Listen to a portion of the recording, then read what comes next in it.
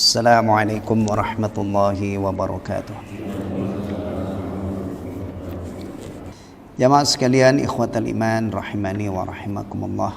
Insyaallah kita akan melanjutkan menelaah tafsir juz amma, melanjutkan yang kita sudah capai pada pertemuan bulan lalu. Ikhwatal iman rahimani wa rahimakumullah. Ketika Rasulullah sallallahu alaihi wasallam menyampaikan khutbah di Arafah yang dikenal dengan khutbatul wada', ya, khutbah yang sangat istimewa. Beliau sallallahu alaihi wasallam menyatakan, taraktu fikum ma lan tadillu ba'dahu abadan in i'tasamtum bih, kitab Allah. Aku tinggalkan untuk kalian sesuatu yang kalian tidak akan tersesat sesudahnya selama-lamanya, sepanjang kalian berpegang teguh dengannya, yaitu kitab Allah atau kitabullah, yaitu Al-Quranul Karim. Alhamdulillah, pagi ini kita akan mempelajari sebagian ayat-ayat Al-Quranul Karim. Semoga Allah subhanahu wa ta'ala beri kemudahan kepada kita semua sehingga kita bisa memahaminya dan bisa mengamalkannya. Semoga dengan demikian makin hari agama kita makin baik, dan akhirnya semoga agama kita ini, Islam kita ini, iman dan amal soleh kita menjadi penyebab kita dirahmati oleh Allah, diampuni dosa-dosa kita, diridhai oleh Allah, dan puncaknya semoga kita dimasukkan ke dalam surganya dan dijauhkan dari nerakanya. Amin amin ya rabbal alamin. Qala Allah Ta'ala jazaa'an wifaqa, sebagai balasan yang setimpal. Sebelumnya kita murajaah sekilas. Allah tabaraka wa ta'ala berfirman, inna jahannama kanat mirsada lit-taghina ma'aba labithina fiha ahqaba. Al-ayat. Bahwa orang-orang yang melampaui batas, dan diantara makna melampaui batas yang paling parah itu adalah orang-orang kafir, orang musyrik, ya. Dinyatakan oleh Allah subhanahu wa ta'ala bahwa tempat kembalinya mereka adalah jahannam. Mereka tinggal berabad-abad. Tolong difahami, berabad-abad itu bukan berarti satu saat nanti berakhir. Berabad-abad itu maknanya setiap ahqaba itu sebenarnya bukan berabad-abad, ya. Karena hikab, satu hikab itu 80 tahun. Dan ini setahu saya tidak dipakai dalam hitungan ini. Kita itu kalau menghitung tahun, kemudian dekade 10 tahun, ya, kemudian abad, maka terjemahannya berabad-abad gitu, ya. Iya. Benar kan? Padahal aslinya hikab itu 80 tahun. Maksudnya setelah berlalu satu hikab, datang berikutnya, khalidina fiha, kekal di dalamnya. Cuman ini diungkapkan dengan ahqab, ya. Yang di dalam ayat lain disebutkan khalidina fiha, kekal selama-lamanya. Kemudian di neraka itu pasti sengsara banget, panas. Nah, mereka mendapatkan minuman, ada dua jenis minuman yang disebutkan di sini untuk penghuni neraka. A'adhanallahu jami'an minan nar. Yang pertama hamim. Hamim, ya. Ini menjadi bagian dari adab neraka. Namanya minuman, tapi sama sekali tidak memberi manfaat layaknya minuman. Minuman itu kan paling tidak menghilangkan haus, dahaga, ya, syukur-syukur, seger, lezat gitu kan, ya.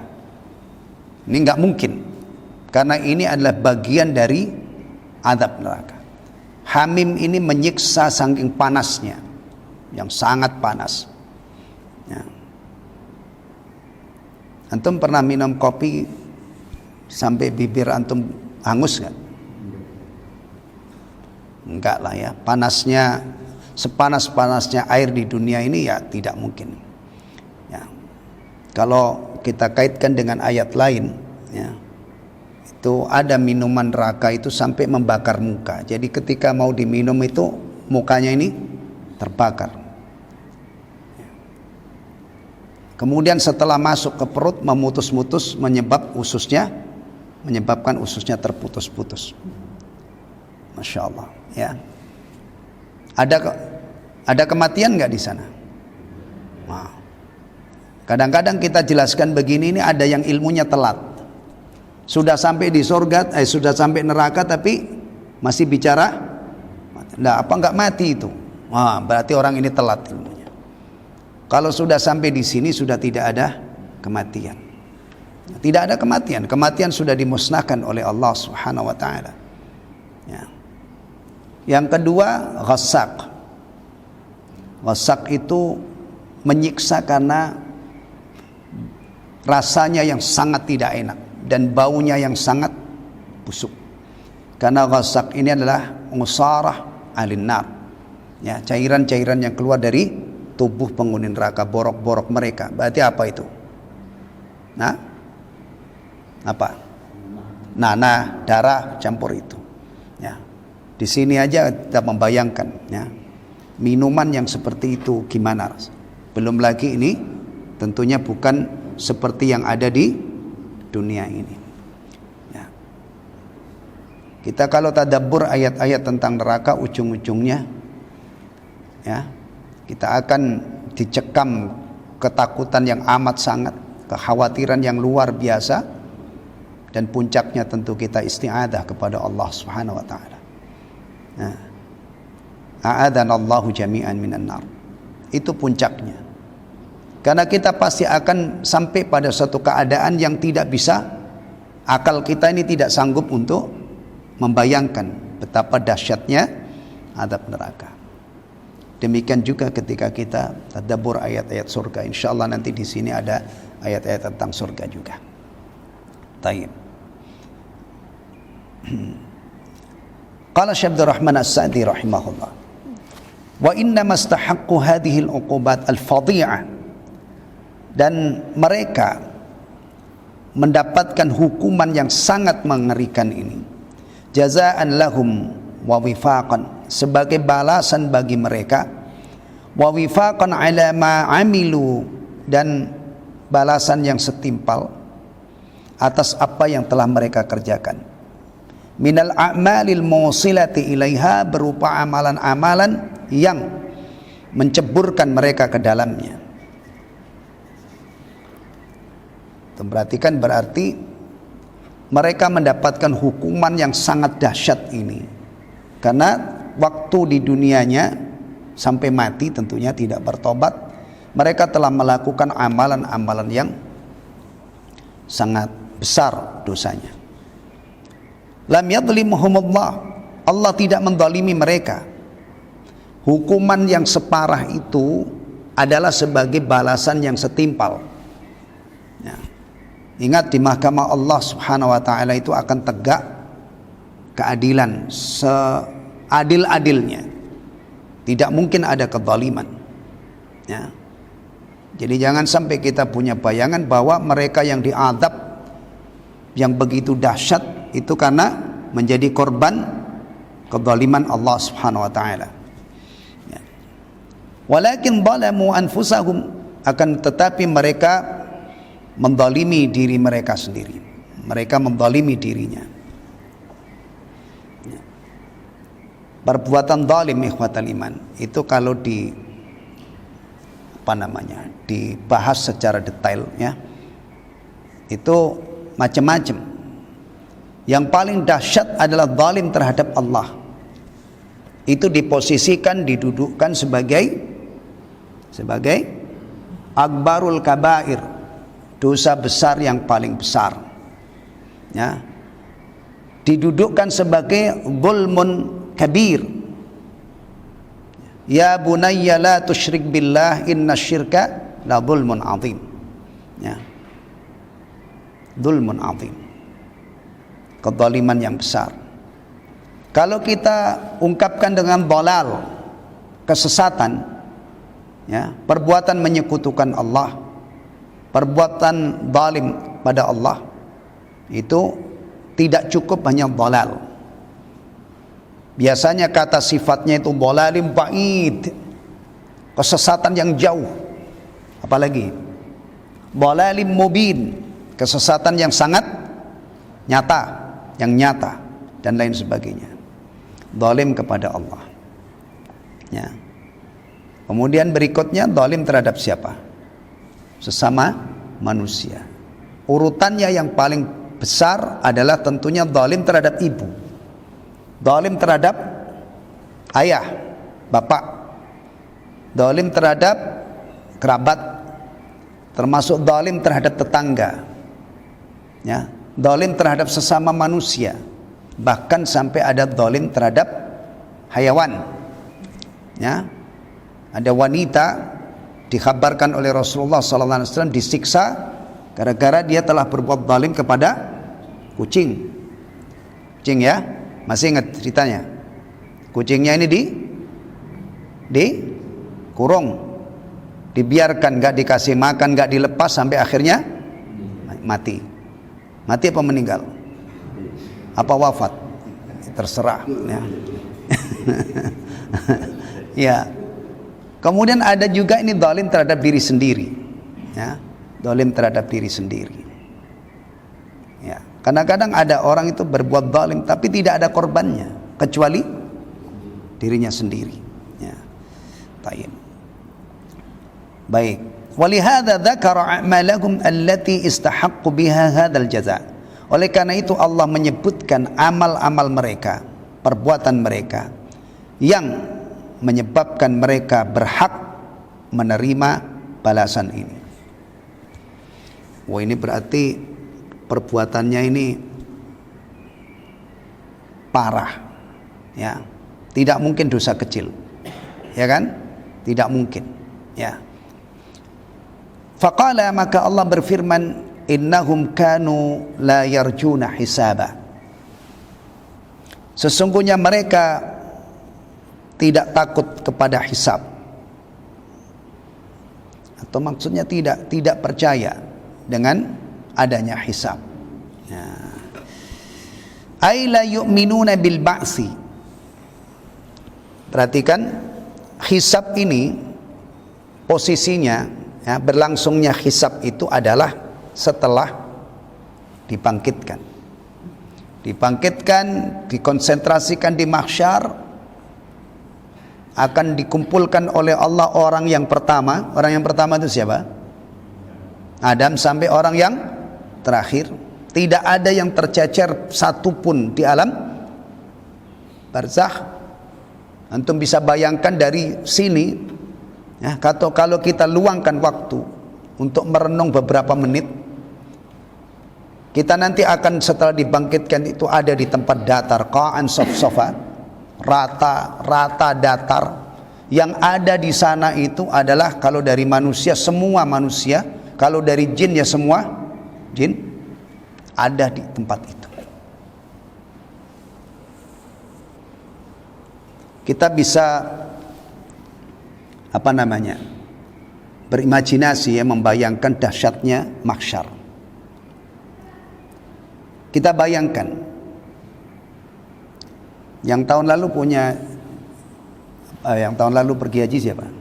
Tahun lalu siapa? Enggak, saya pengen tanya itu berapa orang? Ijtima, perkumpulan kaum muslimin yang paling besar jumlahnya itu kan haji, kan? Memang ada selain haji yang lebih besar jumlahnya? Hah? Bayangin di sana itu cuman berapa orang kalau misalnya sedang terkonsentrasi di Arafah atau di lintasan tawaf misalnya, ya. Bisa dibayangkan, itu baru segitu. Atau pernah bisa nggak akal kita ini mengcover, ya?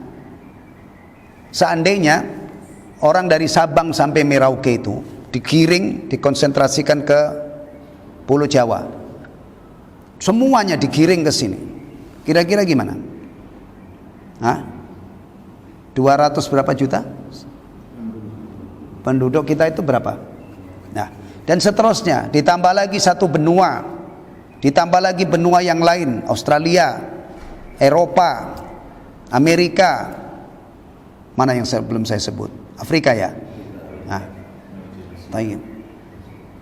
Yang jelas kita akan sampai satu kondisi yang tidak bisa kita cover dengan akal kita yang terbatas ini. Yang jelas dahsyat. Ya kan? Kemudian nanti di sana itu setelah dibangkitkan ini diantaranya hisab. Nah mereka orang yang mendapatkan adab ini tadi, masalahnya ya, apa namanya, dosanya dulu tidak beriman. Waktu di dunia itu dia tidak beriman dengan adanya perhitungan amal. Nah perhitungan amal ini pasti dimulai dari startnya adalah tidak beriman dengan adanya hari kebangkitan. Menurut mereka hidup mereka itu berakhir dengan kematian. Nah, orang itu kalau mati sehari, 2 hari, setahun, 2 tahun, seabad, 2 abad, umumnya jasadnya hancur, ya kan? Mayyuhyil idhama wa hiya ramim. Siapa sih yang bisa menghidupkan kembali tulang belulang yang sudah hancur luluh? Dah. Berarti orang-orang seperti ini ya, yang mengingkari adanya hari kebangkitan otomatis akan mengingkari semua rentetan peristiwa yang terjadi pasca kebangkitan. Tidak percaya dengan hisab, tidak percaya dengan surga, tidak percaya dengan neraka. Nah, dalam agama kita kalau ada orang mengingkari hari kebangkitan, ini pasti tidak mungkin orang itu mukmin. Ini masuknya sudah kepada golongan kafir. Karena hari kebangkitan itu termasuk usulul iman, termasuk pokok keimanan. Jangankan mengingkari, kalau hari ini ada orang ragu-ragu, muslim tapi ragu-ragu apa benar ya? Ada hari kiamat, apa benar nanti ada hari kebangkitan? Ragu-ragu itu kan ada sedikit apa namanya? Kepercayaan tapi masih ragu-ragu.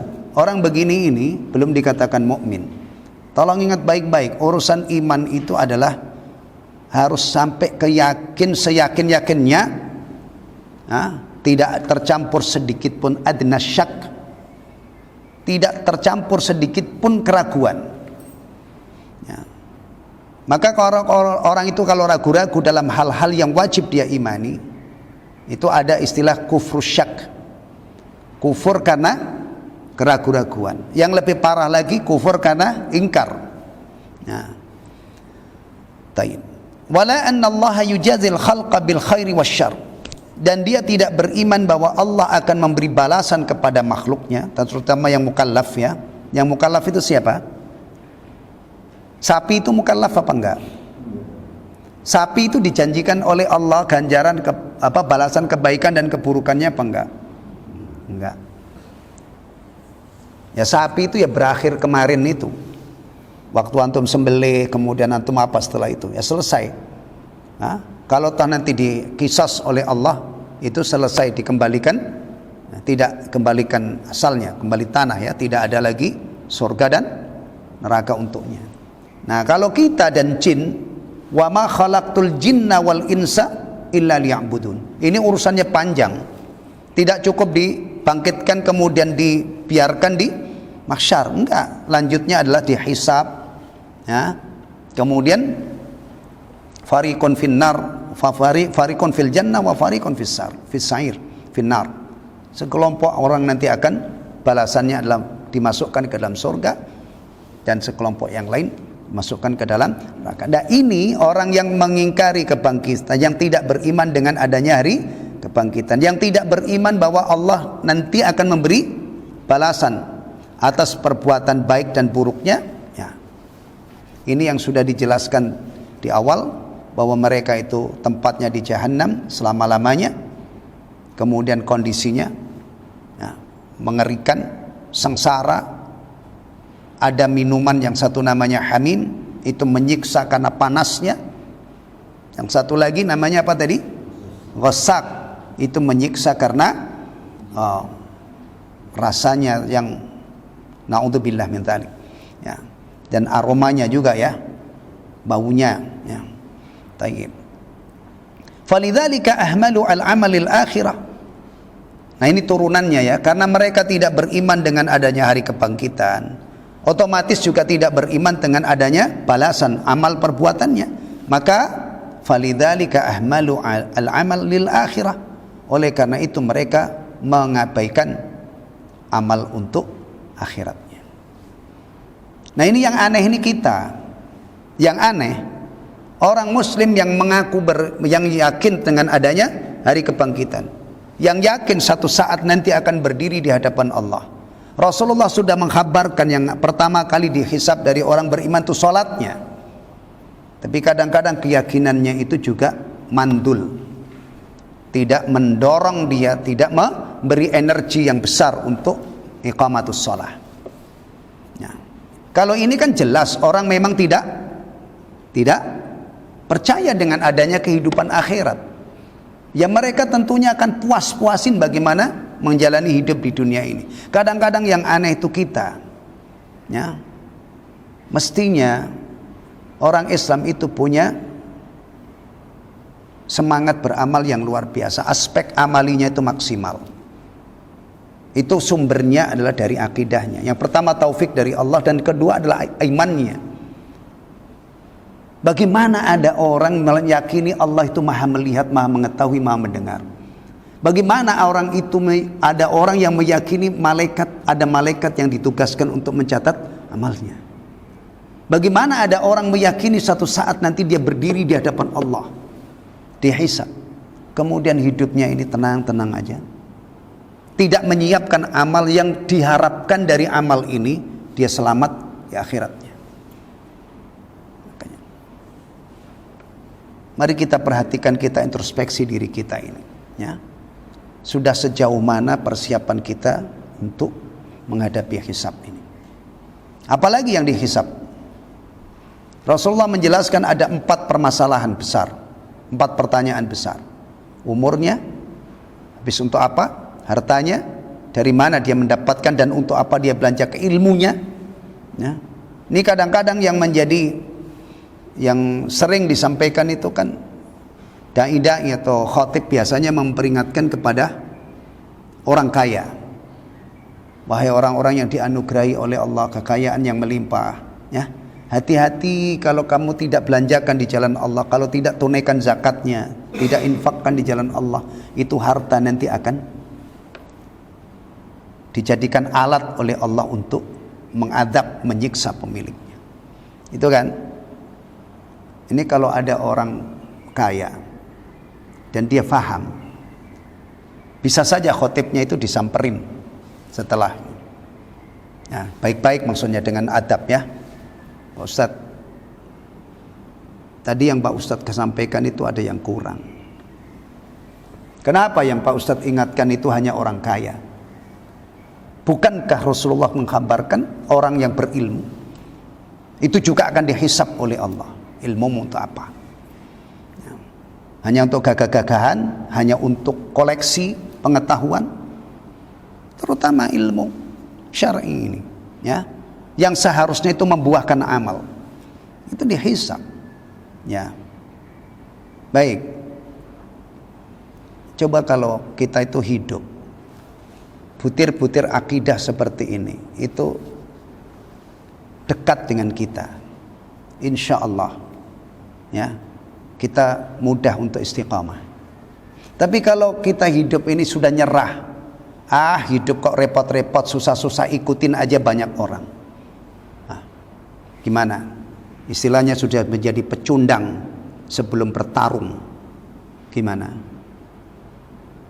Bahaya kan hidup itu kalau kita belum apa-apa sudah nyerah, ikutin aja. Hidup kok bikin ribet sih? Bukan ribet. Inilah orang-orang beriman hidupnya, dia ingat mati, ingat hari kebangkitan, ingat mahsyar, ingat hisab, itu kan? Nah, untuk orang-orang yang tidak beriman dengan hari kebangkitan, tidak beriman dengan hisab, sudah dijelaskan oleh Allah.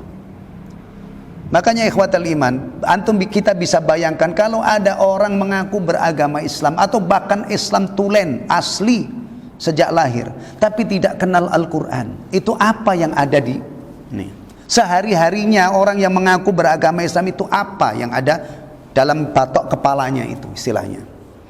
Tapi kalau orang ini beriman dengan apa yang seharusnya dia imani.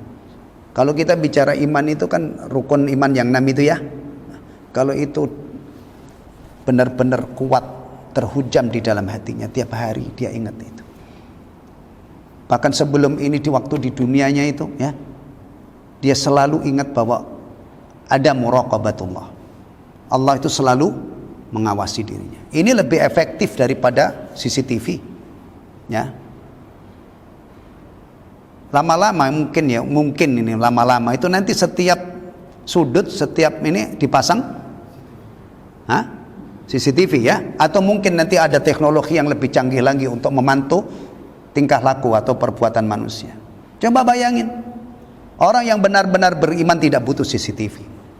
Muraqabatullah yang melekat pada dirinya itu sudah cukup meredam dia dari berbagai macam perbuatan maksiat, dan sudah sangat cukup untuk memotivasi dia untuk melakukan perbuatan baik. Ya. Baik. Wa kadzabu bi ayatina kidzaba. Yang pertama tadi tidak beriman dengan adanya hisab. Pasti ya, bisa dibayangkan orang-orang begini ini ya, hidupnya untuk apa? Orang yang tidak percaya dengan adanya perhitungan amal dan balasan dari Allah yang seadil-adilnya, kira-kira hidupnya apa? Untuk apa hidupnya? Ya udah dia puas-puasin sepuas-puasnya. Apalagi zaman sekarang ini, kalau kita bicara bagaimana dunia itu memanjakan orang yang model seperti ini. Disediain kapal pesiar, masya Allah, udah kayak ini. Berbulan-bulan biar di laut itu nggak ada yang, nggak ada susahnya, karena memang sudah didesain lengkap kayak kota berjalan. Nah, dimanjakan oleh dunia dengan berbagai macam hal yang tergantung kantongnya masing-masing ya. Ya. Oh iya, kalau orang-orang yang duitnya itu nggak ada kandangnya istilahnya, kemudian ingin bebas, ya tentunya. Dan kalau kita melihat ya kehidupan yang model begini ini, kemudian kita bandingkan dengan kehidupan kita akan bersyukur, alhamdulillah saya jadi muslim. Subuh-subuh bangun, mandi, ya kan? Kemudian pakai baju yang suci, bersih. Sebelumnya kita taharah, pakai minyak wangi. Kita menuju ke tempat yang paling disukai oleh Allah, tempat yang paling istimewa di muka bumi, muslim. Sementara di sana ada yang telanjang bulat, ada yang pesta pora, ada yang masya Allah hidupnya. Bahkan kalau dalam agama itu diposisikan lebih rendah daripada hewan. Ya, hewan itu rendah derajatnya.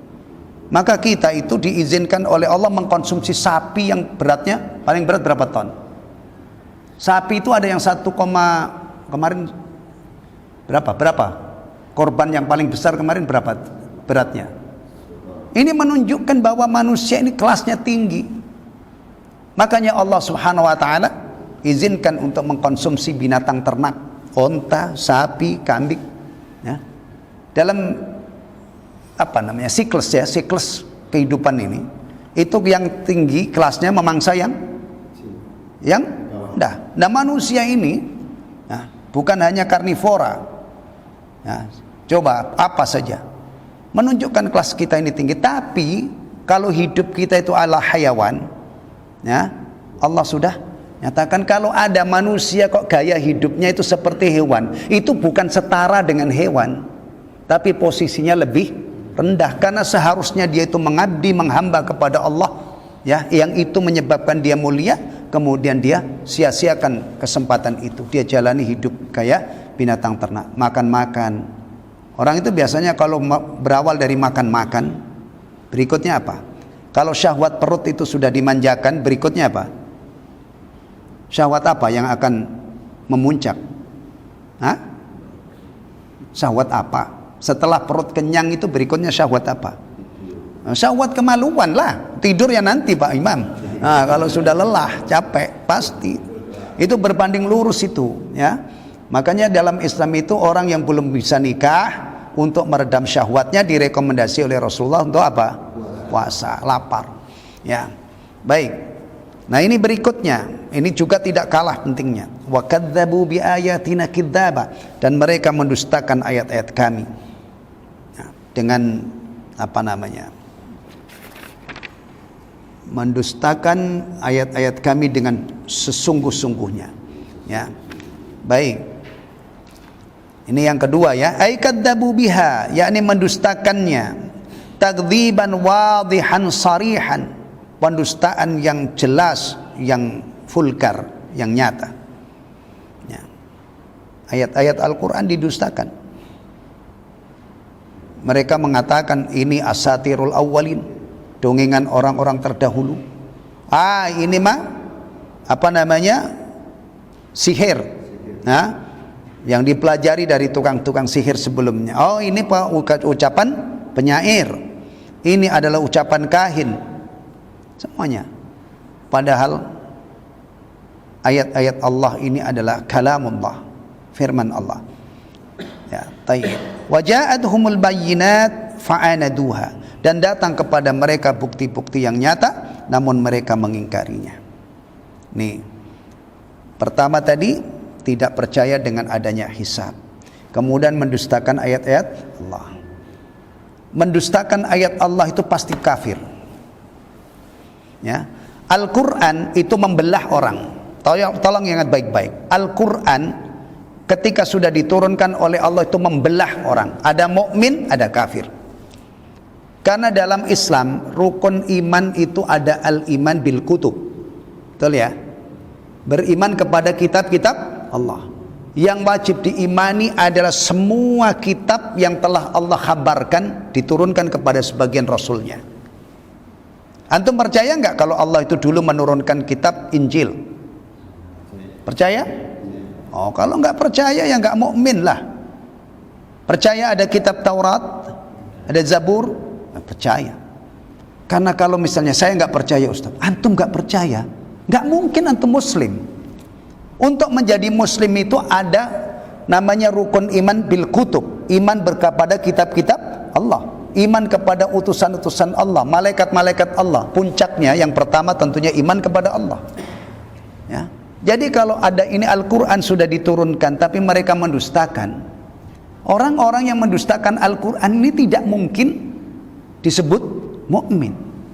Hanya sekarang aja banyak orang bingung, tidak bisa membedakan mana mukmin, mana kafir. Ya, Masya Allah. Ini banyak orang bingung. Ya, sampai ada MUI menjelaskan apa namanya itu larangan salam, apa namanya, salam antar, salam gado-gado gitu ya. Yang lain masih mengatakan, ya, nggak apa-apa, nggak apa-apa, nggak apa-apa. Orang bingung. Ya. Antum jangan kira kalau orang pinter itu pendidikan tinggi pasti ini. Nanti dulu urusan agama ini urusan mata hati, basirah, bukan soal kecerdasan. Ada orang itu tidak bisa membedakan antara mukmin dengan kafir. Gimana? Orang tidak percaya bahwa Al-Quran itu kitabullah, masa mukmin sih? Ini yang kebangetan banget itu kadang-kadang dari kitanya. Ada orang tidak beriman bahwa Muhammad bin Abdullah bin Abdul Muttalib al-Hashimi al-Qurashi adalah hamba Allah. Karena di antara rukun iman itu adalah al-iman bir rusul. Iman kepada utusan-utusan Allah. Kita itu sering kecolongan di masalah-masalah ini, ikhwatal iman. Kita itu sudah banyak menjelajah ilmu-ilmu yang lain, tapi ilmu-ilmu dasar keislaman itu kadang-kadang luput. Ya, sehingga kadang-kadang ada orang ngomong yang separah-parahnya, ya, ngomongnya itu batilnya itu sebatil-batilnya. Kadang-kadang kita tidak merasa bahwa ini batil. Ya, iya. Bahkan yang kita khawatirkan kadang-kadang terfitnah dengan ucapan itu. Semua agama benar. Astagfirullahaladzim. Semua agama benar.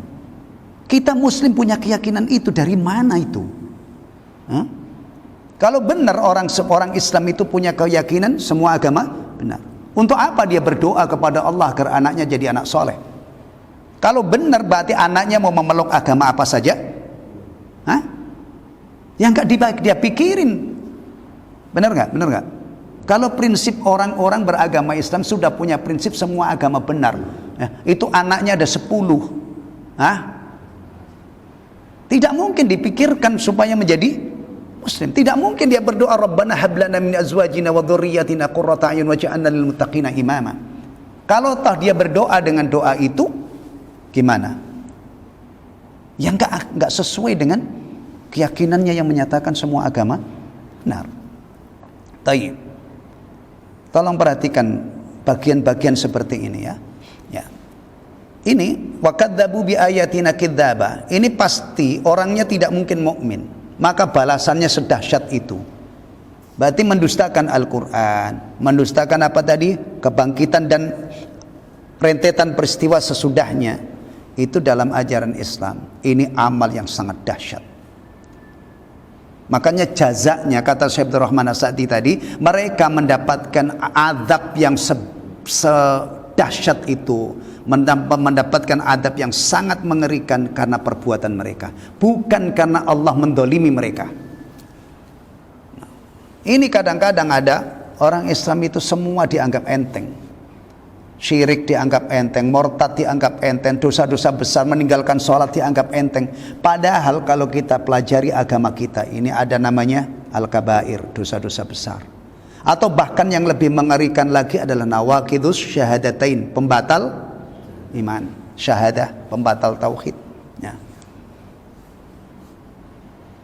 Tapi memang agama ini mengalami degradasi itu cepat banget, apalagi zaman sekarang. Di zaman Anas bin Malik radhiyallahu anhu, Anas itu termasuk sahabat yang dikasih umur panjang oleh Allah Subhanahu wa taala. Beliau itu masih hidup 90 berapa ya, 94 tahun sepeninggal Rasulullah. Jadi di zaman dia hidup itu dia mengatakan apa namanya, kalian melakukan amal-amal yang menurut kalian itu lebih remeh daripada sehelai rambut, yang di zaman kami dulu itu kami mengkategorikan termasuk muhlikat, termasuk hal yang akan membinasakan. Jadi di zaman sahabat itu banyak hal-hal yang dianggap ini kalau saya lakukan saya akan celaka, tapi belakangan itu sudah banyak diremehkan. Apalagi hari ini, kalau Anas bin Malik radhiyallahu anhu hidup hari ini ya, ya, ada kitab judulnya Al-Muharramat Istahana Bihan Nas, pernah diterjemah, ini ingat saya diterbitkan oleh Yayasan Sofwah, nggak tahu sekarang masih terbit apa enggak kitab ini. Judulnya dosa-dosa yang dianggap biasa ya.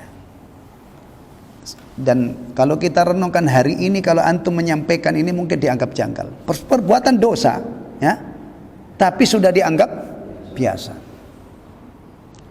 Bahkan kadang-kadang sudah tidak dimasukkan dalam kategori dosa. Seni, masuknya itu seni. Seni ya, benar kan? Tato itu dosa besar benar kecil. Kita kalau pelajari tato itu dosa besar karena ada ancamannya. Tapi sekarang anak-anak muda yang bahkan yang muslim sekalipun ya, kira-kira mereka itu banyak yang tahu kalau dosa besar apa enggak? Tato itu sekarang sudah masuk melalui pintu seni coret-coret tubuh lah gitu ya. Iya kan? Bahkan ada yang tapi apa namanya, ada keajaiban juga ya, yang namanya hidayah itu susah ditebak. Ada orang yang sudah sampai muka-mukanya itu semua sekujur tubuhnya ditato, belakangan dapat hidayah. Bahkan ada yang jadi ustadz itu ya, saya lupa namanya, dari ada orangnya sampai hari ini ya. Terakhir yang bikin gempar petinju siapa itu yang badannya penuh tato itu? Hah? Antum enggak ya udah enggak usah disebut kalau yang. Tapi ada itu yang baru saja mu'alaf itu ya. Taib.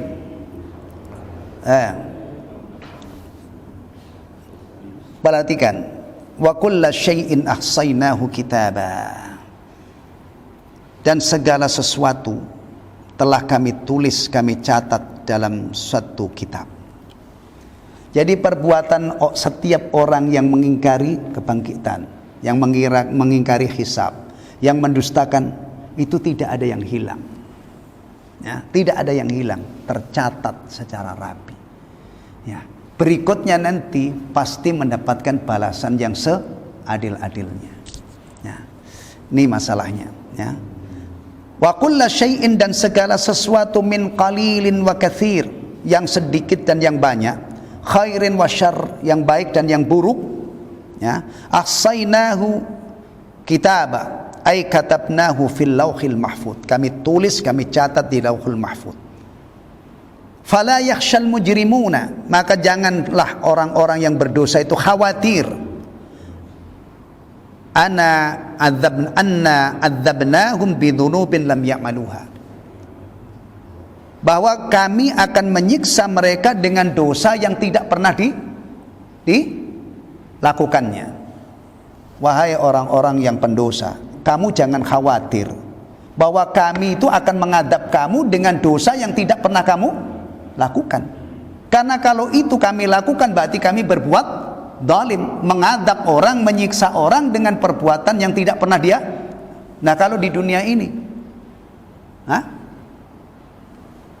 untuk mengikuti itu serunya kasus pembunuhan di Cirebon sepasang remaja yang sekarang lagi heboh kemana-mana.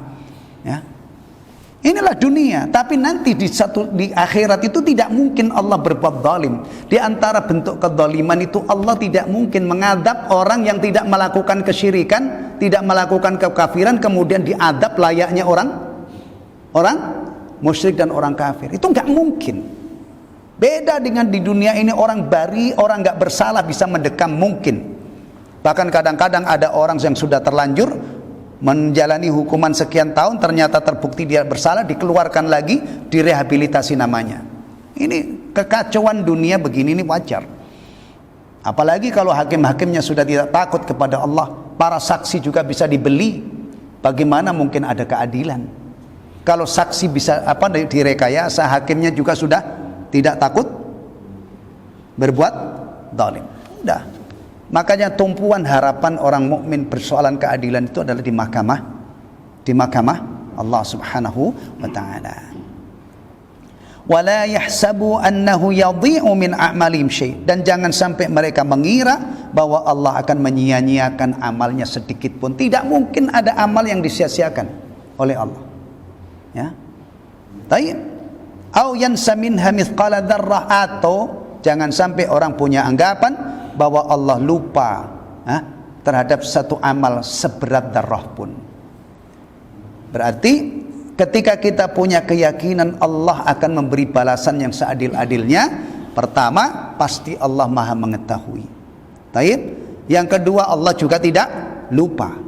Karena kalau seandainya Allah tidak Maha mengetahui, bagaimana Allah bisa menjanjikan akan memberi balasan seadil-adilnya? Ini tadi ada orang sholat subuh, Allah tidak tahu. Ada malaikat yang ditugaskan tidak nyatet misalnya, hilang kan datanya. Itu tidak mungkin terjadi. Atau Allah lupa. Lupa itu ya, kalau saya, antum-antum yang sudah 50 tahun ke atas itu ya memang sunatullah gitu ya.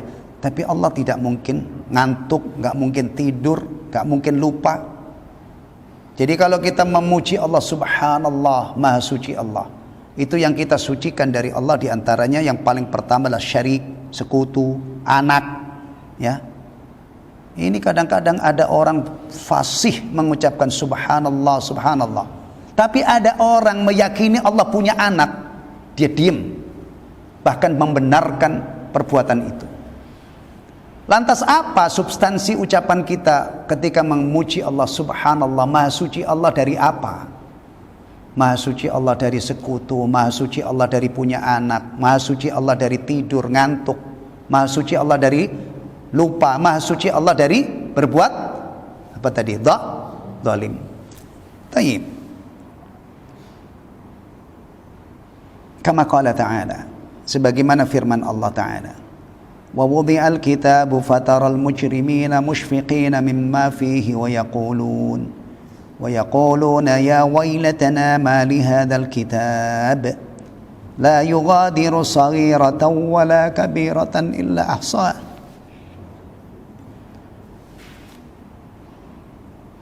Wa wajadu ma 'amilu hadira wa la yadhlimu rabbuka ahada. Dan diletakkanlah kitab, lalu kamu akan melihat orang-orang yang bersalah ketakutan terhadap apa yang tertulis di dalamnya. Dan mereka berkata, aduhai celaka kami, kitab apakah ini yang tidak meninggalkan yang kecil dan tidak pula yang besar, melainkan ia mencatat semuanya. Dan mereka dapati apa yang telah mereka kerjakan ada tertulis, dan Rabbmu tidak menganiaya seorang jua pun. Ini ayat ini kalau kita kaitkan dengan diri kita, inilah kita. Jadi apa yang kita lakukan, kita kan waras kan? Alhamdulillah. Kecuali kalau kita gila nggak ditulis, atau lupa nggak tertulis ya, atau belum balik. Kita sudah balik, kita juga dalam keadaan waras, punya akal sehat, berarti kita ini mukallaf. Semua aktivitas kita dicatat. Sholat tanpa enggak, catat. Bahkan omongan. Ma yalfidhu min qaulin illa ladaihi raqibun atid. Ini satu saat kita akan menerima catatan ini.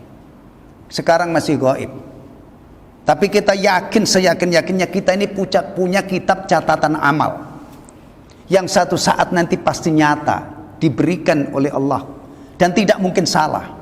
Rapot si A si B itu tidak mungkin tertukar, ya kan? Bahkan kita punya urusan kitab ini, ada ashabul yamin, ada ashabul shimal, golongan kanan, golongan kiri. Itu kaitannya adalah saat menerima catatan amal. Maka sunnah-sunnah Nabi yang mengajarkan kita menggunakan tangan kanan, makan dengan tangan kanan, berjabat tangan dengan tangan kanan, ya. Kemudian kalau wudhu mendahulukan kanan. Ini ada dimensi harapannya. Mudah-mudahan saya min ashabil yamin. Ya, ini masalah seharusnya begini. Ini bagi orang Islam itu sudah mapan akidah seperti ini, bahwa saya ini amal perbuatan saya, aktivitas saya dicatat oleh malaikat. Satu saat nanti akan dibagikan, dan saya pasti salah satu dari orang yang menerima catatan itu. Semoga kitab catatan saya itu baik, isinya lebih banyak kebaikan. Itu diperjuangkan dari sekarang. Jadi kalau masalah ashabul yamin itu adalah saatnya sekarang ini kita berusaha supaya menjadi golongan kanan saat menerima catatan amal. Lanjutnya apa kalau golongan kanan? Hisabnya mudah. Fa amma man utiya kitabahu biyaminih fasawfa yuhasabu hisaban yasira wa yanqalibu ila ahli masrura. Dah. Dari sini ini sudah ada enggak golongan kanan yang masuk neraka? Enggak ada lah. Dari golongan kanan saja itu sudah terlihat berikutnya dia adalah alul jannah, penghuni surga. Ini ada di amanah ini, surah ini, Al-Kahfi ya. Al-Kahfi, antum kalau hari Jumat baca surah Al-Kahfi, berarti setidaknya surah ini, ayat ini itu kita baca sepekan sekali, ya. Jadi ingat bahwa nanti kita itu menerima kitab yang isinya itu semua aktivitas kita besar kecil. Ya. Makanya faman ya'mal mithqala dzarratin khairan yarah. Barang siapa yang melakukan kebaikan sekecil apapun itu ada datanya.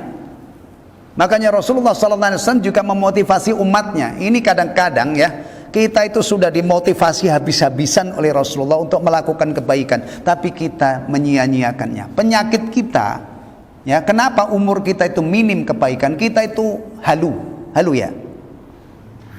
Pengen yang besar-besar, duhai saya punya duit banyak, saya korban, saya umrah, saya haji, tapi nggak punya duit. Atau sekalinya punya, kadang-kadang berubah pikiran. Orang itu kalau lagi menghayal memang enak banget, benar ya. Tapi kalau sudah, duhai saya punya uang banyak, itu kadang-kadang itu kita menginginkan. Tapi kalau menginginkan sekian banyak kebaikan, giliran diijabah oleh Allah, ternyata berubah. Na'udzubillah min dzalik. Yang kecil-kecil kita remehkan. Padahal Rasulullah pesan apa? Janganlah la tahkirana, janganlah kamu sekali-kali meremehkan kebaikan sekecil apapun, meskipun bentuknya itu hanya mau nampakkan wajah yang berseri-seri ketika temu sama muslim. Senyum, wajah berseri-seri, salam, jabat tangan. Ini mestinya bisa setiap hari itu kita bertambah kebaikan dari jalur ini. Tapi kadang-kadang ada muslim ketemu muslim itu nggak ada yang berebut untuk mengambil kesempatan ini untuk senyum tuh. Gimana? Perempuan-perempuan muslimah dimotivasi oleh Rasulullah, janganlah seorang muslimah malu, gengsi memberikan kepada tetangga walaupun yang diberikan itu hanya kikil atau kaki apa? Kaki apa? Pak Bowo, kaki apa? Kambing. Nah, iya. Insyaallah. Seharusnya hidup kita itu produktif. Karena kita diajari oleh Rasulullah itu menyapu bersih, ya, dari kebaikan yang paling kecil sampai yang paling besar. Demikian juga dosa. Wa iyyakum wa muhaqqaratid dzunub. Jauhi oleh kalian dosa-dosa yang kecil-kecil, yang remeh-remeh itu. Nah, makanya bisa dibayangkan orang itu kalau taat kepada Allah dan Rasulnya, hidupnya ini berkah. Bahkan begitu mudah kita membayangkan tidak ada kehidupan yang lebih indah, yang lebih padat berisik dengan kebaikan kecuali hidupnya orang-orang yang berpegang teguh dengan sunnah Nabi Sallallahu Alaihi Wasallam. Tapi sunnah dimanai utuh ya. Kadang-kadang ini penyakit kita itu memanai sunnah itu parsial. Giliran jenggot sunnah semangat banget, tapi giliran senyum tidak semangat sesemangat dia memelihara jenggotnya. Apa nggak aneh itu? Iya, saya yakin orang-orang yang sekarang berjenggot, antum, saya dan lain, itu kalau ditanya kenapa sih Pak kalau nggak dipotong aja? Enggak, saya pengen ngamalin sunnah Nabi. Itu kan mestinya juga yang di atas jenggot ini bibir itu suka mengembang senyum manis ketika ketemu sama muslim. Jadi ada mirip-miripnya dengan Rasul. Jangan jenggot dikombinasi dengan muka yang abus. Mukanya itu Masya Allah sangar tapi jenggotan dah. Sementara Rasulullah sudah kita pelajari, Rasulullah itu nggak pernah tertawa terbahak-bahak, tapi beliau itu murah senyum. Sampai sahabat Jarir radhiyallahu an berbagi pengalaman dengan kita, semenjak saya masuk Islam, setiap Rasulullah menatap aku, melihat aku selalu senyum. Begini ini kita teladani, belum lagi masalah kedermawanan, tawadhu, ya, keramahan, kebersihan, kerapian, wangi. Itu adalah bagian dari semua, dari bagian dari apa? Sunnah Nabi Sallallahu Alaihi Wasallam. Dan tentunya kalau kita bicara sunnah yang paling pokok itu dalam masalah apa? Akidah. Jangan sampai akidah kita itu menyelisihi akidah Rasulullah Sallallahu Alaihi Wasallam. Tayyib. Fadhuqu falan nazidakum illa adzaba. Ini klimaknya ya di sini. Fadhuqu, karena itu rasakanlah. Falan nazidakum adzaba, dan kami sekali-kali tidak akan menambah kepada mereka, kepada kamu sekalian selain daripada adab. Jadi adab neraka itu enggak monoton ya. Enggak monoton kan? Makin hari makin ditambah lagi, sebagaimana juga nikmat surga itu tidak itu aja, tidak monoton. Makin lama makin bertambah. Fadhuqu, oleh karena itu rasakanlah ayyuhal mukadzibun, wahai orang-orang yang mendustakan, hadzal adzabal alim, siksa yang pedih ini, wal khizyid daim, dan kehinaan yang abadi. Falan nazidakum illa adzaba, dan sekali-kali kami tidak menambahkan kepada kalian illa adzaba, kecuali siksa. Wa kulla waqtin wa hinin yazdadu adzabuhum, setiap waktu ya bertambah adab mereka. Ini perhatikan penjelasannya. Wa hadhil ayah asyaddul ayati fi syiddati adzabin nar, fi syiddati adzabi ahlin nar, ajaranallahu minha. Ayat ini ya merupakan ayat yang paling dahsyat, yang menjelaskan tentang adab yang sangat mengerikan yang akan ditimpakan kepada penghuni neraka. hadhil ayatu, ayat ini, asyaddul ayat, adalah ayat yang paling dahsyat fi syiddati adabi ahli nar, yang menjelaskan tentang dahsyatnya adab penghuni neraka. Jadi ini bisa dijadikan tebak-tebakan ya. Ayat yang paling dahsyat menjelaskan tentang neraka, ayat mana? Nah, kalau antum yang sudah ngaji bisa jawab ya. Fadhuqu falan nazidakum illa adab. Kenapa ini dikatakan ayat yang paling dahsyat? Padahal di dalam ayat lain Allah menjelaskan ada adab neraka itu kalau kulitnya sudah hangus diganti dengan kulit yang lain. Badalnya juludan ghairah, atau yang lain. Kenapa? Kenapa ayat ini dikatakan ayat neraka yang paling dahsyat? Karena ini in limit istilahnya, tidak menjelaskan adab tertentu. Yang sudah ada ditambah lagi, makin lama makin parah, makin parah, makin parah, makin parah. Ini hati saya aja yang keras. Mestinya saya bisa pingsan ini. Iya, mestinya saya menjelaskan ini bisa pingsan kalau hati saya lembut. Ya, iya. Umar bin Khattab radhiyallahu an, itu di pipinya ini ada garis apa namanya? Atas itu apa? Vertikal ya. Vertikal ya. Kalau horizontal kan ke sini vertikal. Bekas aliran air mata itu sampai ada bekasnya. Yang membuat air mata orang-orang saleh terdahulu tumpah itu apa? Al-Quran. Membaca Quran bitadabbur tentunya. Nggak mungkin baca Quran itu ada efek air mata keluar kalau tidak dihayati dengan hati. Ini yang hilang.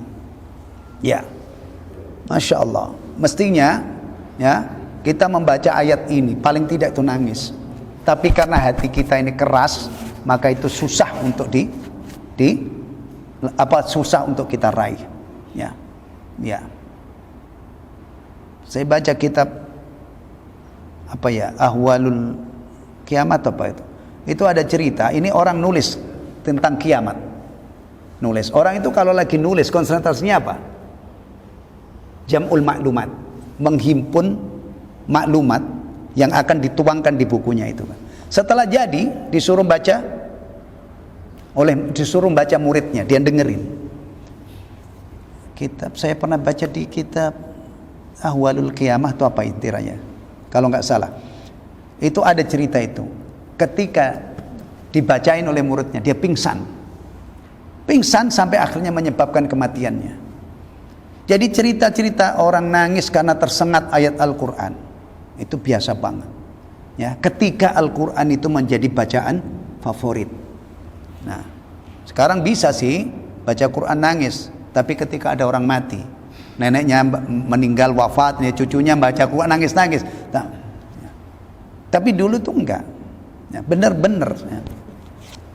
Antum ingat kisah Rasulullah menunjuk Abu Bakar jadi imam? Menjadi imam, pengganti Rasulullah. Yang protes siapa? Yang keberatan siapa? Aisyah. Ya Rasulullah, bapak itu kalau baca Quran dikit-dikit nangis, masa jadi imam?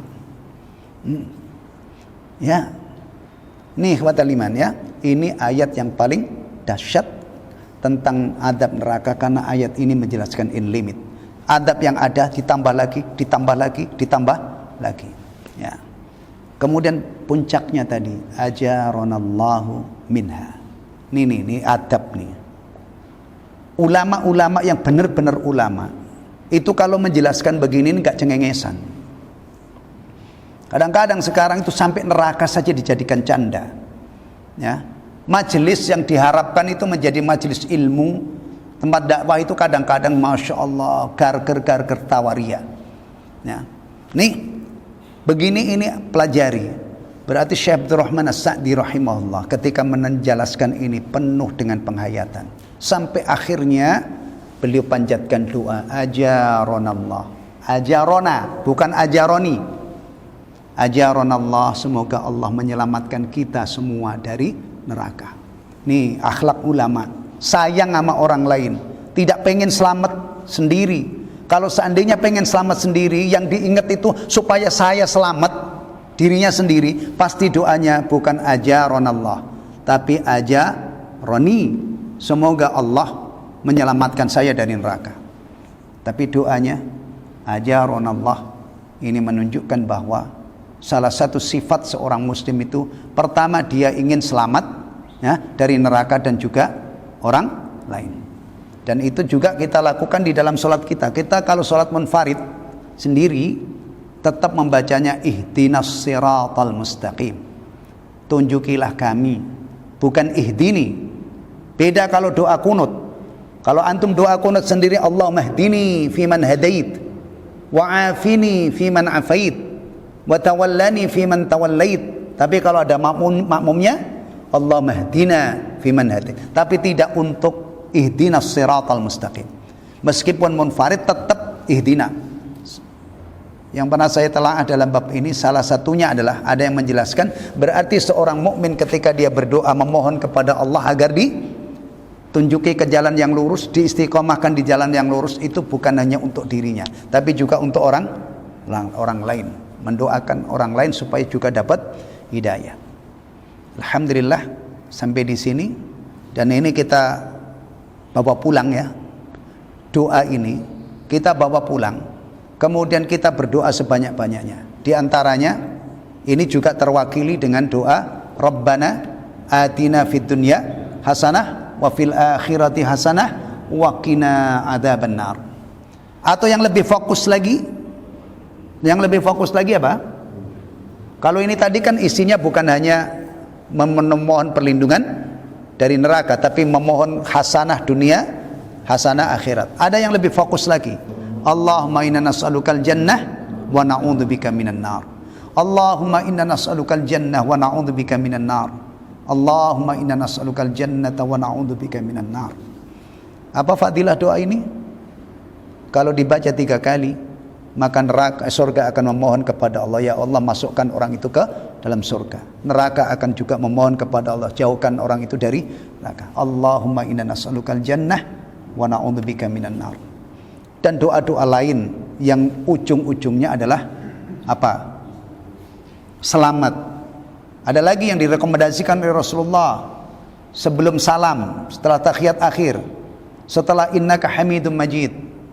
Nah, ini bisa kita baca setiap kita tahiyat akhir. Allahumma inna na'udzubika min adzabi jahannam wa min adzabil qabr wa min fitnatil mahya wal mamat wa min fitnatil masiihid dajjal. Dah, kalau doanya sudah gencar, berikutnya apa? Dipadukan dengan apa? Amal. Hindari amal-amal yang sudah dijelaskan di dalam agama kita ini mendekatkan ke neraka. Ya, dan kita bersabar menekuni amalan-amalan yang sudah dijelaskan dalam agama kita ini oleh Allah dan Rasulnya tentunya, yang bisa mendekatkan ke surga. Alhamdulillah, semoga dengan kita sabar menekuni amalan-amalan yang mendekatkan ke surga dan sabar menghindari amalan-amalan yang menyebabkan kita dilemparkan ke neraka, pada akhirnya kita selamat dan doa kita diijabah oleh Allah Subhanahu wa taala. Baik, sampai di sini. Ini nanti berikutnya tentang yang bagus-bagus. Untuk orang-orang yang bertakwa, Allah akan berikan sekian banyak anugerah. Kalau diseringkas itu cukup 1 kata, akan Allah anugerahkan surga. Cuman di sini ada rinciannya, ya. Sebagaimana neraka, jahanam juga ada sebagian yang disebutkan adabnya di ayat ini. Wallahu taala alam bissawab. Alhamdulillahilladzi bi ni'matihi tatimmus shalihat. Subhanakallahumma wa bihamdika asyhadu an la ilaha illa anta astaghfiruka wa atubu ilaik. Assalamualaikum warahmatullahi wabarakatuh.